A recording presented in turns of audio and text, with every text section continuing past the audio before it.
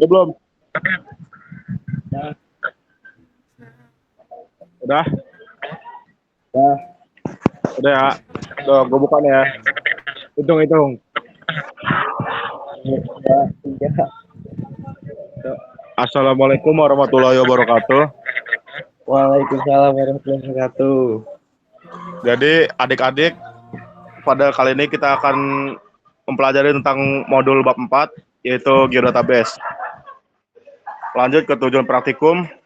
Jadi tujuan yang pertama itu praktikan dapat memahami tentang geodatabase pada GIS.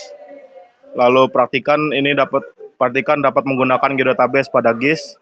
Yang ketiga, praktikan dapat mengelola dan membuat data spasial dan atribut menggunakan geodatabase pada GIS. Geodatabase itu merupakan sebuah format penyimpanan data spasial yang akan dikembangkan oleh Esri dan mengimplementasikan dalam software ArcGIS. Geodatabase juga itu berfungsinya sebagai wadah untuk mengelola dan menyimpan data geografis, baik dalam bentuk vektor maupun dalam raster, serta atribut-atributnya. Dalam ArcGIS juga, geodatabase itu menyediakan platform terstruktur untuk mengintegrasikan berbagai tipe data spasial dalam suatu database yang dapat diakses, dimodifikasi, dan dianalisis secara mudah dan efisien. Lalu kita lanjut, geodatabase itu mewadahi, di sini ada 11 poin. Yang pertama itu table. Table untuk menyimpan objek non-spasial atau data tabular, seperti informasi pemilik lahan, jumlah penduduk, padatan penduduk, dan lain-lainnya. Lalu yang kedua itu ada fitur class, itu kumpulan objek spasial seperti titik, garis, dan area poligon. Lalu ada fitur dataset, itu wadah untuk fitur kelas yang memiliki referensi spasial yang sama. Lalu yang keempat ada relation classes, itu untuk mengelola hubungan tematik antara tabel dan fitur classes atau kombinasi keduanya. Ini juga untuk mendukung integrasi data antar asal dan tujuan. Lalu geometric network, itu hubungan topologi khusus antara titik dan garis yang digunakan untuk analisis alur sistem jaringan langsung. Lalu yang keenam itu ada topologi, itu untuk mengelola hubungan spasial antara feature class dan membantu mendeteksi dan memperbaiki kesalahan spasial. Selanjutnya itu ada raster dataset, itu data grid yang berasal dari berbagai format seperti IMG dan juga JPEG.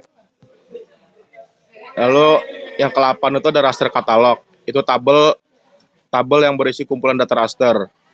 Yang 9 ada survei dataset, itu menyimpan informasi survei serta menggabungkan data survei ke dalam proyek, termasuk banyak proyek dalam folder proyek.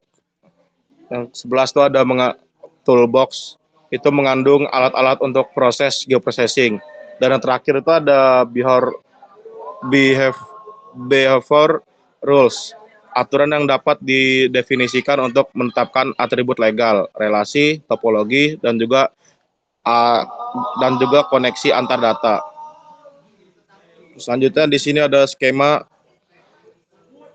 itu ada pertama merancang geodatabase, membuat geodatabase, mendefinisikan struktur geodatabase, memasukkan data spasial, menentukan properti tambahan, dan lanjut ke geodatabase-nya.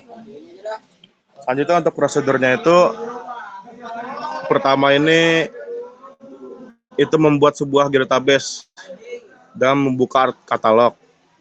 Selanjutnya itu klik pada folder connection terhadap folder yang terkoneksi. Lalu klik kanan lalu pilih new file geodatabase. Selanjutnya itu yang ketiga ada isikan nama geodatabase sesuai kebutuhan.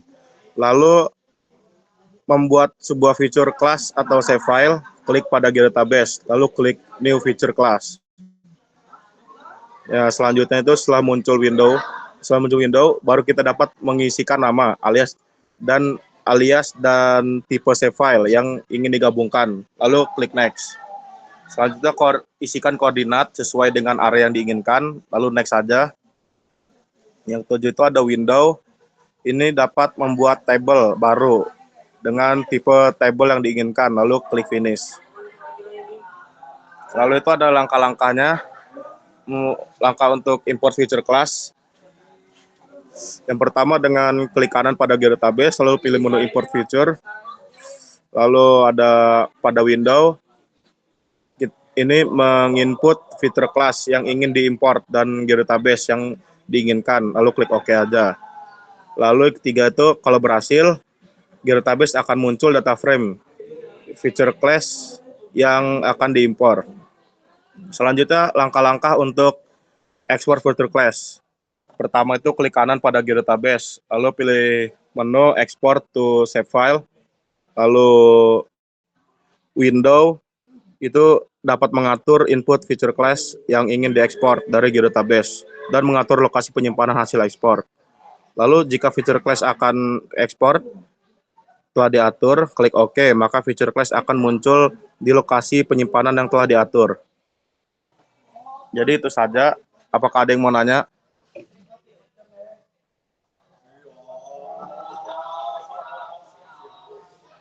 Cukup paham, Nah, cukup jelas Kalau sekali. kalau nggak ada yang mau nanya, kita bisa lanjut ke bab 8.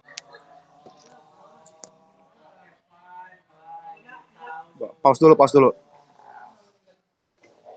Gue nyari bab 8-nya dulu, bentar. Izin keluar, Pak, izin keluar. Bab 8 juga udah. Oke, silakan. Terima kasih. Yuk. Mana ya bab 8-nya? Bentar, Nil. Nah, ini bab 8.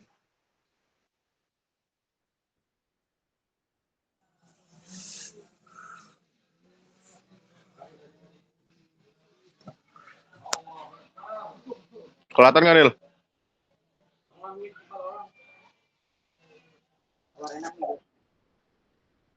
Apa? Ini nih, coba lihat layar. Keluar nggak? Ada nggak?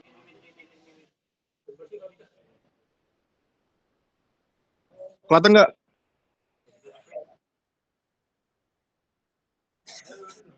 Oke. Dah, record. Hitung. Udah nanti lo edit ya. Yuk, dah ya. Gue mulai nih, 1, 2, 3. Lalu kita lanjut ke bab 8. Itu pembuatan layout peta tematik. Tujuannya itu untuk memahami prinsip, tujuan, dan proses pembuatan layout peta. Lalu yang kedua itu membuat peta yang menarik dan informatif. Tinjauan pustakanya, peta adalah gambaran permukaan bumi pada bidang dataran dengan skala tertentu melalui suatu sistem proyeksi. Peta juga bisa disajikan dalam berbagai cara yang berbeda, mulai dari peta konvensional yang tercetak hingga peta digital yang tampil dari komputer. Selanjutnya kita langsung aja ke fungsi di berbagai bidangnya. Pertama itu peta itu untuk menunjukkan posisi atau lokasi relatif di permukaan bumi. Lalu memperhatikan atau menggambarkan bentuk-bentuk permukaan bumi. Misalnya itu bentuk benua atau bentuk gunung. Sehingga dimensikan dapat terlihat dalam peta. Lalu peta juga dapat menyajikan data tentang potensi suatu daerah, misalnya seperti peta potensi rawan banjir, peta potensi kekeringan, peta potensi air, dan peta potensi ikan. Selanjutnya, peta itu tujuannya dibuat untuk membantu suatu pekerjaan, misalnya untuk konstruksi jalan, navigasi, atau perencanaan. Lalu analisis data spasial, misalnya perhitungan volume, dan menyimpan informasi. Juga membantu dalam pembuatan suatu desain, misalnya desain jalan dan komunikasi informasi ruang. Peta juga terdiri dari beberapa komponen penyusun, yaitu yang pertama ada judul peta, orientasi peta atau penunjuk arah, skala, simbol, legenda atau keterangan, koordinat, sumber dan tahun pembuatan, inset, garis tepi, Dan terakhir ada lettering atau tata tulis. Oi, kenapa?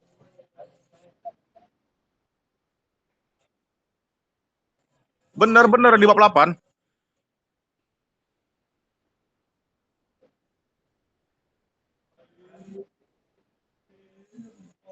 Halaman 35.